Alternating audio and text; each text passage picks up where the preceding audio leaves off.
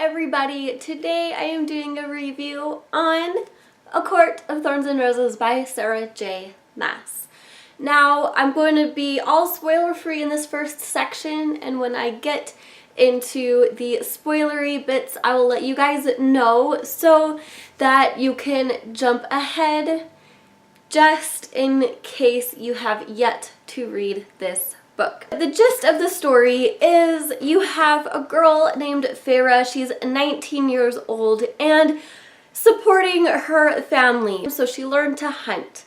Now she went on a hunt, and while she was tracking a deer, she encountered a wolf and killed it. That wolf actually is a fairy, and in killing the fairy, she voided the contract that the fairies have signed with the humans, and so that means she either has to die or go into Prithian to live out the rest of her days with the fairies. And so she ends up deciding to do that as her family begs her, and she lives with the fairy Tamlin, who was the lord over the wolf fairy that she killed. So this is very much a Beauty and the Beast retelling. It has a lot of themes based on that story, and I liked comparing those two things together. I noticed that though the flow of Sarah J. Maas's writing is very easy to read and go through page after page, that it doesn't feel like you're reading any really thick books, because this book is over 400 pages and I ended up reading a majority of it in one day. So I was really impressed that my interest never wavered or waned from reading this story. I was very interested in how the plot progressed, and though I predicted some things, other things I did not. So the element of surprise is pretty good in this book, and learning about Fae culture in the story, it's similar to a lot of other Fae culture that I've read in previous stories, but it also has an element of uniqueness to it. I was very surprised at how my feelings toward a majority of the characters shifted as I read the story throughout, particularly Farah's family. I really hated them during the first few chapters, but then when she is reunited with them, you definitely gain some understanding about the family dynamic and why they treated her as they did. And I also was really interested and intrigued by how powerful and independent Farah is, even though her independence leaves her to make very idiotic and ignorant decisions. Particularly even when she is well informed of the dangers of the fairy lands, she ignores all of that and still gets into plenty of trouble, but she is independent enough and strong enough to where she can at least attempt to fight for herself. As a recap for my Sex in YA discussion that I hosted a couple months ago, I do have to say that this book is fairly tame from what I have heard about it. It is a little bit more risque than typical YA novels. There isn't any blindfolding when it comes to the sex scene in this book. The story doesn't really sugarcoat anything, but it also hits on things that I really am impressed with, that I've been seeing coming up in recent YA releases that do disclose sex in the story.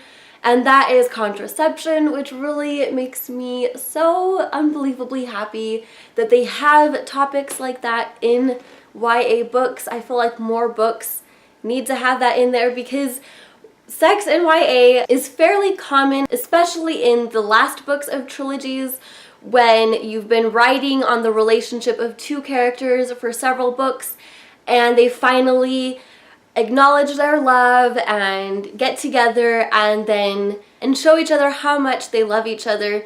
So yes, YA has sex, whether there is initiation and then fade to black until the deed is done, or if they have a slight tidbit in the scene like in this story.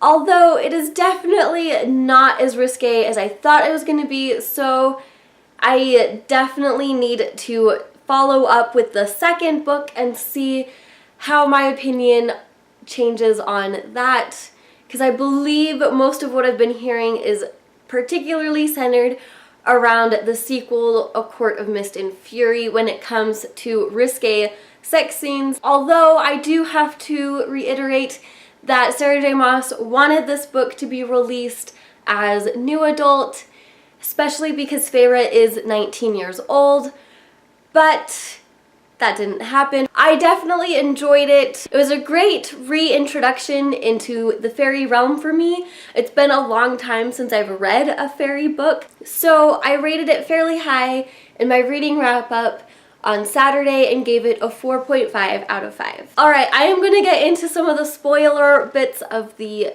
book. So if you have yet to read this story, I suggest you fast forward. I'll put a time in here somewhere or a link that'll automatically jump you forward to the appropriate time at the end of the film. I will disclose that if you have read this book, please let me know in the comments down below your thoughts and how you feel about this story. Alright, so I have a list of notes. So if you ever see my phone pop into the screen, that's because I'm reading them. I'm gonna read my first thoughts on the family. As Feyre leaves her family, I actually said good riddance. She deserves to be on her own, away from the burden that they bring her. They don't contribute to society, they don't do anything. But when she's reunited with them and I see just how wrong I was, and I feel like Nesta is so amazing and she is so strong, and I am very bummed by how the beginning of the story makes you hate her and you realize just how wrong you were. She has become a really interesting, fascinating character for me, and I really can't wait to see what the rest of the series holds for her. Another thing that I was very surprised about was the fact that with this being a Beauty and the Beast retelling, I was surprised and shocked that Feyre can't read. And I even said Tamlin better get on that shit because something's gonna happen to where she's gonna have to read something and won't be able to. And lo and behold, I was right. Thank God for Rhys. He saved her on that second challenge. Otherwise, yeah, she would have died and so would have Lucien. So thank God for that.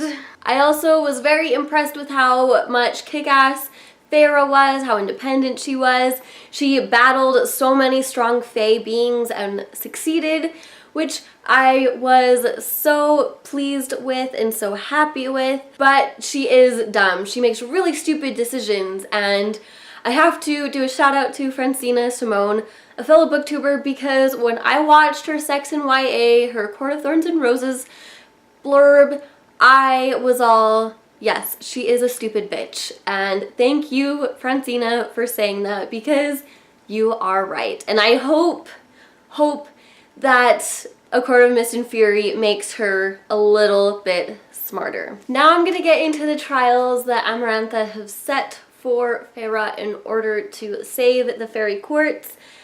And good on her for defeating the worm thing. That was great. Love that. But again, stupid in making pleas and decisions with Rhysand.